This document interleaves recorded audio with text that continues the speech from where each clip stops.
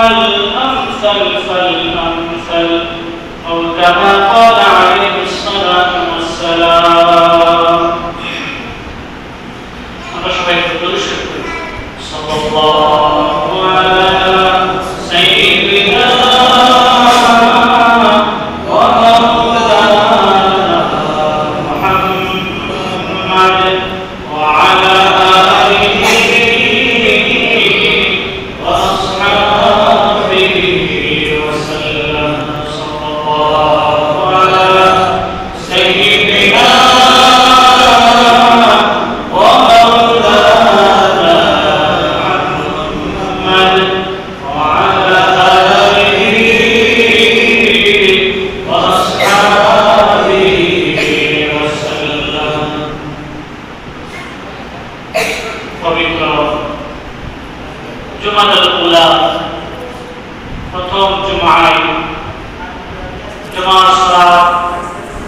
করার লক্ষ্যে আগত উলামায়ে কেরাম, মুরব্বিয়ানে ইলম, যুবক ভাইরা, মাসুদের বাচ্চা, আমরা সর্বপ্রথম আল্লাহ রাব্বুল আলামিনের দরবারে অসংখ্য অগণিত শুকরিয়া আদায় করছি যে মহান আল্লাহ রাব্বুল আলামিন আমাদেরকে জুমার দিনে দুনিয়াবী সকল কাজকর্ম, সকল ব্যস্ততাকে ফারিগ করে জুমার সালাত আদায় করার জন্য মসজিদে আসার বসার তৌফিক দান করেছেন। সেই জন্য সে মহান আল্লাহ রাব্বুল আলামিনের শুকরিয়া আদায় করার অর্থে অন্তরের অন্তঃস্থল থেকে একবার সবাই জোরে সোরে বলি আলহামদুলিল্লাহ। মুহতারাম হাজিরিন, সময় সংকীর্ণ, ভূমিকা স্বরূপ কথাবার্তা বলার সময় নাই। তো আমরা গত কয়েক জুমা ধরে আমাদের মসজিদে আলোচনা চলছিল বিপদ আপদ, মুমিন বান্দার উপরে আসার কারণ এবং আমাদের সেই বিপদ আপদে কি করণীয় সেই ব্যাপারে আলোচনা চলছিল। গত জুমায় আলোচনা হয়েছিল যে বিপদ যখন আসবে আমাদের জন্য করণীয় বিষয় কি। করণীয় বিষয়ের মধ্যে 3 নাম্বার যে বিষয়টা সেটা হলো যে আল্লাহ রাব্বুল আলামিন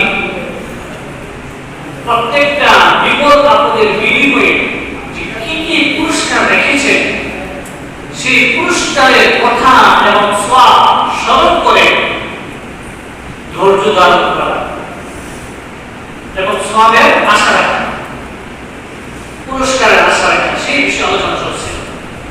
এবং গত জুমায় আলোচনা হয়েছে যে সবচেয়ে বড় বিপদ হলো মানুষের মৃত্যু।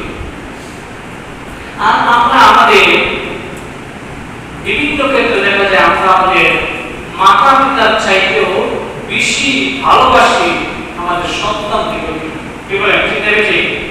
তো এই সন্তান যখন মৃত্যুবরণ করে, মৃত্যুবরণ করার কারণে কতটুকু যে সম্মান এবং যন্ত্রণা অন্তরের মধ্যে লাগে, যার সন্তান মৃত্যুবরণ করেছে সেই বলে। গত সময় সাথে আলোচনা হয়েছে যে 3টা সন্তান যদি মৃত্যুবরণ করে আল্লাহ তাআলা তাকে কি পুরস্কার রেখেছে এবারে শুনছেন আপনারা? আল্লাহ তাআলা জাহান্নাম থেকে তাকে বাঁচাইবেন, জান্নাতের মধ্যে তাকে প্রবেশ করাইবেন। আর 2টা সন্তান যদি মৃত্যুবরণ করে, হাদিস দ্বারা সেটা আমরা জানতে পারলাম যে 2টা সন্তান যদি মৃত্যুবরণ করে তাহলে তার তো বেশি সংবাদ রয়েছে। এমনকি একটা সন্তান যদি মৃত্যুবরণ করে তাহলেও তার তো বেশি সংবাদ রয়েছে। বলেন না সুবহানাল্লাহ। আমরা এটুকু আলোচনা করছিলাম, শুনছিলাম একটা সন্তান যদি মৃত্যুবরণ করে তাহলে তার ফজিলত। আরো একটি হাদিস সম্পর্কে বলছি। হাদিসটি এসেছে তিরমিজি শরীফের 1021 নম্বর হাদিস। আবু সিনান রাহমাতুল্লাহি আলাইহি তাকে বর্ণিত, তিনি বলেন যে আমার ছেলে সিনানকে দাফন করলাম, দাফন করে যখন কবর থেকে আমি উঠতে চাইলাম বা চলে যেতে চাইলাম, ওই সময় আমাকে আবু তালহা আল-খাওয়ানি রাহমাতুল্লাহি আলাইহি তিনি আমার হাত ধরলেন, হাতে ধরে বলতেছেন, হে আবু সিনান, আলা বাশিরুকা, আমি তোমাকে সুসংবাদ দেব না? বলতো না। আমি বললাম, হ্যাঁ আমাকে সুসংবাদ দিন, আমাকে সুসংবাদ দিন। তখন তিনি বললেন, আল্লাহ রাসূল সাল্লাল্লাহু আলাইহি ওয়াসাল্লাম তিনি বলেছেন, যখন কোন মুমিন বান্দার সন্তানকে যখন জান্নাত করে ফেরেশতারা যখন আকাশে নিয়ে যায়, আল্লাহ রাব্বুল আলামিন ওই ফেরেশতাদেরকে ডাকতে বলে, আবাসতুম ইয়া মালাইকাতি আবাসতুম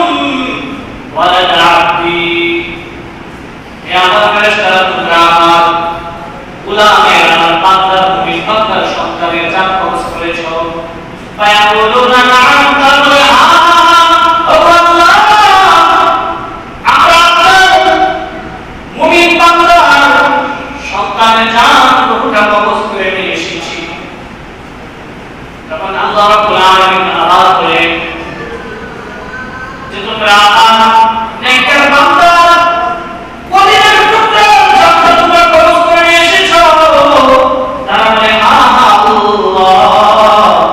আপনার প্রিয় বান্দার মুমিন বান্দার কলিজার টুকরাকে আমরা চিনিয়ে নিয়ে এসেছি।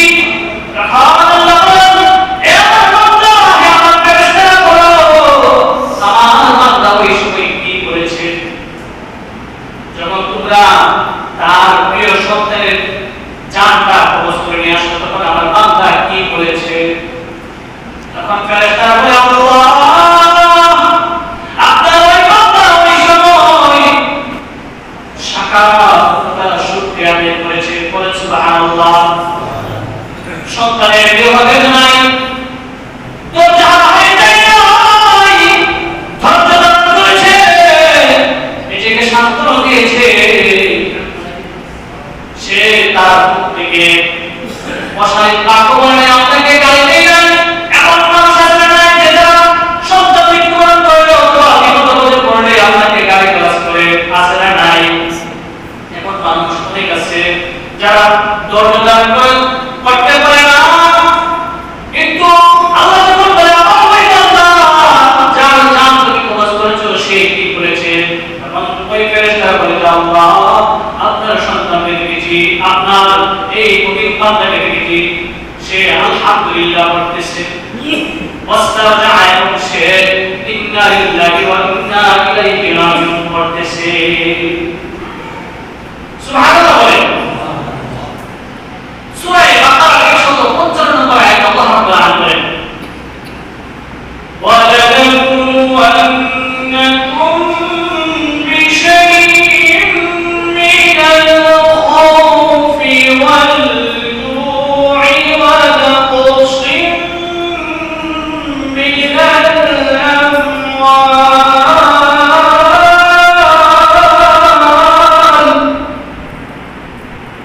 وَنَقْصٍ مِّنَ الْأَمْوَالِ وَالْأَنفُسِ وَالثَّمَرَاتِ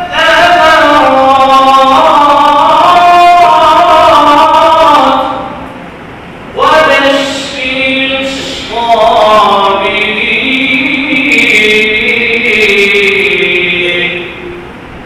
الَّذِينَ إِذَا أَصَابَتْهُم مُّصِيبَةٌ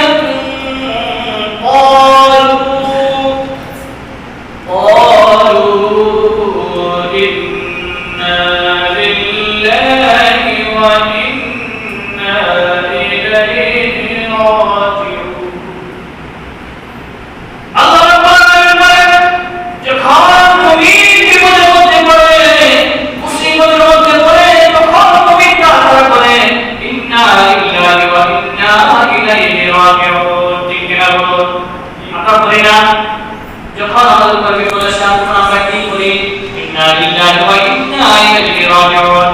ও মালিক, হে আল্লাহ, আপনার বান্দা এই কঠিন মুহূর্তে সে ইন্না লিল্লাহি ওয়া ইন্না ইলাইহি রাজিউন করেছে, তখন আল্লাহ রাব্বুল আলামিন খুশি হয়ে বলেন, হে ফেরেশতারা, হে ফেরেশতারা, আমার ওই নেককার বান্দার জন্য জান্নাতের মধ্যে একটি ঘর নির্মাণ করো।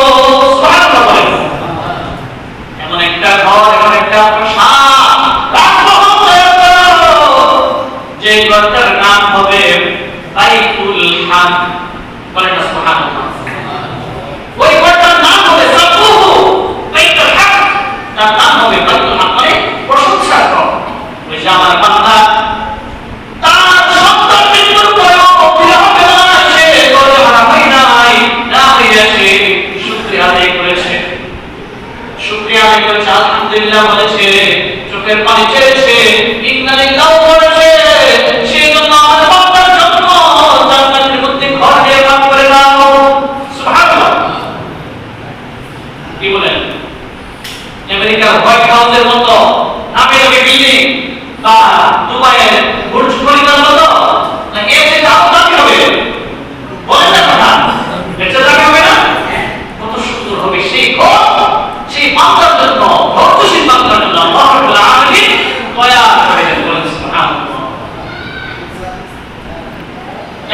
সন্তান মারা গেলেও তারাই ফজিলত করেছে।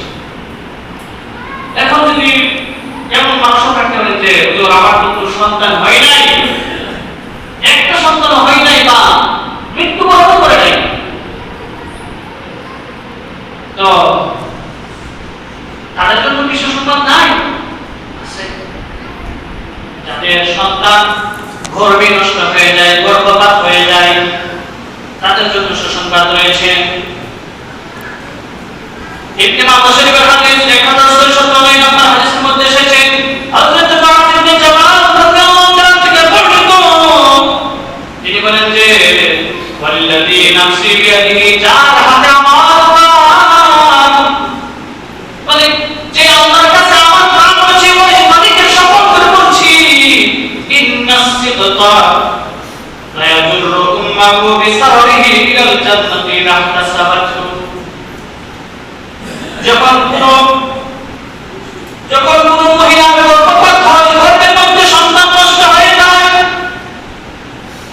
সেই মহিলা যদি ধৈর্য ধারণ করে ভালোভাবে এবং সওয়াবের আশা রাখে, ইন্নাস সিদকা, ওই গর্ভপাতকৃত সন্তান যার কোন চোখ মুখ দয়া হয় নাই, এখনো সে পুষ্টি অথবা পানিতে এখনো জমা করেছে, এমন গর্ভপাতকৃত সন্তান, সে তার নাভির যে নালী রয়েছে, সেই নালী দ্বারা লায়াজুরু, টেনে টেনে তার মাকে জান্নাতের মধ্যে নিয়ে যাবে, বলে সুবহানাল্লাহ। গর্ভপাত হয়ে গেছে, এখনো নাক মুখ চোখ বের হয় নাই, এমন অসম্পূর্ণ সন্তান তার মাকে জান্নাতের মধ্যে টেনে টেনে নিয়ে যাবে। সুবহানাল্লাহ। মুমিনের প্রত্যেকটা পদে পদে সওয়াব আর সওয়াব, মর্যাদা তোমার চাইতেও আরো বেশি, বলে সুবহানাল্লাহ। মুমিনের মর্যাদা কামাতের চাইতেও বেশি।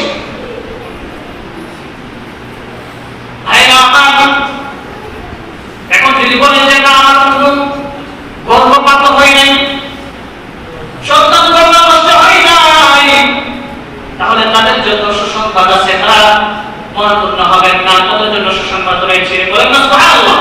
এই বিদেশের হাদিসের মধ্যে এসেছে, হযরত আবু হুরায়রা রাদিয়াল্লাহু তাআলা আনহু তিনি বলেন, আল্লাহ রাসূল সাল্লাল্লাহু আলাইহি ওয়াসাল্লাম তিনি বলতেছেন যে আমার কোন বান্দা, কোন সফি তথা কোন প্রিয়জন যখন দুনিয়া ছেড়ে চলে যায়, তার জন্য আমার কাছে সওয়াব রয়েছে, পুরস্কার রয়েছে। সন্তান নাই কিন্তু তার একজন প্রিয়জন দুনিয়া থেকে চলে গেছে, তার জন্য সুসংবাদ রয়েছে। তার সুসংবাদটা কি? যে তার যদি কোনো নেককার, তার যদি কোনো প্রিয়জন দুনিয়া থেকে চলে যায়, সে যদি ধৈর্য ধারণ করে, সেই ব্যক্তির জন্য আল্লাহ রাব্বুল আলামিন বলেন, তার জন্য আমি জান্নাত তৈরি করে রেখেছি। সুবহানাল্লাহ। এমন কোন মানুষ আছে যার কোন প্রিয়জন মারা গেছে না, নিজের দাদা হোক, দাদি হোক, মামা মামি বা মানে এক কথায় আত্মীয় স্বজন যাকে অনেক ভালোবাসে, এমন মুখ দুনিয়া থেকে চলে গেছে, তাদের জন্য সুসংবাদ রয়েছে।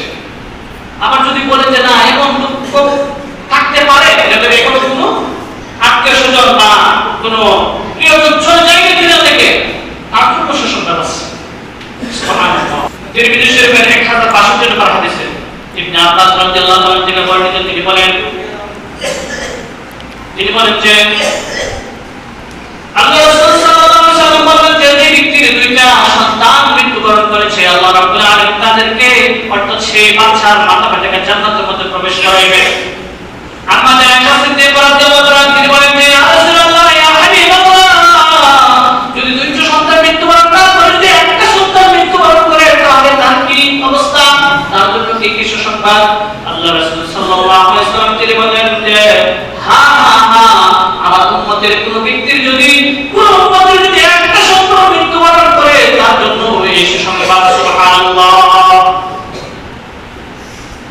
তিনি বুদ্ধিমতী আম্মা আয়েশা সিদ্দিকা রাদিয়াল্লাহু তাআলা তিনি প্রশ্ন করলেন যে আল্লাহ রাসূল বললেন যে ইয়া মুরফাকাতা, উপযুক্ত প্রশ্নকারী কোন সময় কোন প্রশ্ন করতে হয় সেটা জানতে বুঝতে।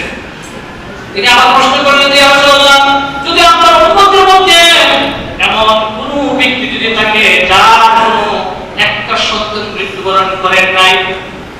তাহলে তার কি খবর?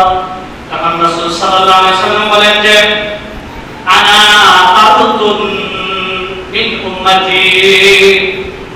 নবী বলেন যে যে ব্যক্তির কোনো সন্তান একটা সন্তান মৃত্যুবরণ করে নাই, সেই ব্যক্তির জন্য আমি তার মৃত সন্তানের মতো।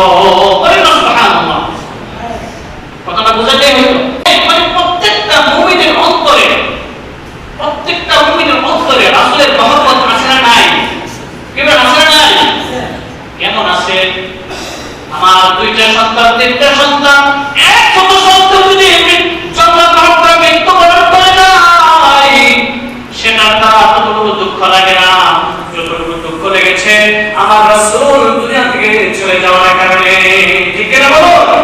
আমার পিতা চলে গেছে যতটুকু দুঃখ পেয়েছি, এর থেকে বিশাল দুঃখ পেয়েছি আমার রাসূলকে আমি দুই চক্ষুতে দেখি নাই, আমার রাসূল দুনিয়া থেকে চলে গেছে। এই দুঃখটাও বড় দুঃখ। নবী বলেন যে আমি হলাম ওই উম্মতের একটা সন্তান মৃত্যুবরণ করে নাই, সেই উম্মতের অন্তরে যে দুঃখ লেগেছে আমি মৃত্যুবরণ করার কারণে, সেই দুঃখ আর কোনো কিছুর কারণে দুঃখ লাগে না। সেই কারণে আমি তার যেন মৃত সন্তানের মতো, আমি তার মৃত সন্তানের মতো সে আমার জন্য সে দুঃখ করবে না। সেই জন্য তার এই বিশ্ব সংবাদ অর্থাৎ তাকে আল্লাহ তাআলা জাহান্নাম থেকে বাঁচিয়ে জান্নাতের মধ্যে প্রবেশ করাবেন। বলেন সুবহানাল্লাহ।